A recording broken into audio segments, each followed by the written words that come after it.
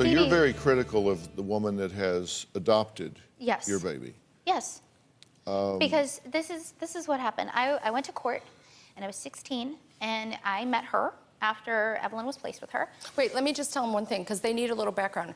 I was barred from all her court proceedings. She begged and cried, can my mom please be in here? I'm scared, I'm terrified. They wouldn't let her. They said, absolutely not. We're treating her as an adult.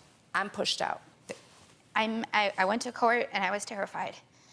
And I met Jillian, and she, you know, she sat with me, and I was crying, and she's like, I know, it's okay, you know. I had a little bit of a troubled past, too. I ran away when I was 15, and, you know, she started telling me things, and she was like, you know, if anything happens, I promise you, I will always keep her in your life, I promise. And I cannot tell you, Dr. Phil, I held on to those words, because I'm like, okay, at least if anything happens, at least I will be a part of her life. Because it didn't look good. Because they kept telling me, you're gonna lose her, you're gonna lose her, you're gonna lose her. And I was trying everything I could not to. And she promised me. And then I reached out, and then I'm told, when I'm 17, after I've been fighting, after I've been holding a job, after they've been going my visits down from 4 hours to 3 hours to 2 hours to 1 hour a week. To no visits. And because Jillian would take her out of town or would just decide, I'm not having a visit. And so I would get none, and I hadn't seen my daughter in a month. I hadn't seen my mom and my sister in months. And they told me, the attorney and the caseworker sat me down and told me that if you do not sign away your parental rights today, you are going to go to jail. I was terrified, and I didn't know what to do. And I felt like I had nothing, and so I ran. I ran as far away as I could because I'm like, I am not signing her away.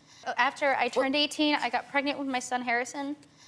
And I started turning my life around, and I reached out to Jillian, and I said, and before that, I had called a phone number that she had given me at court. She said, this is my phone number, if you want to call. And I called, and I left a message, and I'm like, you know, this is Olivia. I would like to talk. I would like to meet with you. I never said, let me see Evelyn, let me do this. I was like, can we meet, please? And then I wrote her an email after I had my son, Harrison. And I said, and you can pull up your email. I was like, I just want to know everything's okay. I just want to know she's okay. Please let me know how my baby is. She ignored me. And then I start digging on the internet, and I find pictures of her with multiple different men. And cigarettes. I see how, in cigarettes, smoking, and she's drinking, she's in Vegas, and I'm over here, and I'm trying to get my life together. I have my son, I'm in college, and I'm doing whatever I can, and I lost my baby, but she's allowed to party, she's allowed to be with other men, and she's allowed to do whatever she wants, but she's never with my daughter. But she tries so hard not to let me see her.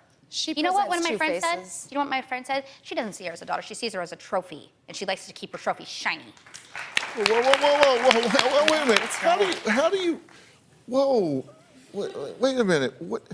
How do you know all of this from a picture? No, it goes multiple pictures. It goes way beyond a picture. It goes way beyond a picture. What background checks? I've done background checks on her. We are very concerned about our family because I want to know how my daughter is. This is our blood. What kind of background checks? Just what you run online. What you run online. The one you run online, like, you just put her name in, and all these pictures of her show up. Oh, and all of a sudden, she's a stay-at-home mom, but not really, because... There, that picture right there. That's such a mother right there. There's the cigarettes and drink, but she doesn't drink or smoke, and she's an at-home mom full-time, and all she does is care about babies. I don't think that's her home. I don't think Vegas. That's her home. Looks like Vegas. Oh, yeah, it's Vegas. When we I'm saw not in this, I'm sorry, when I see this is where my granddaughter is, I can't be in contact with my granddaughter. I'm unfit. She's unfit. She's what, she's partying unfit. in Vegas? That's fit.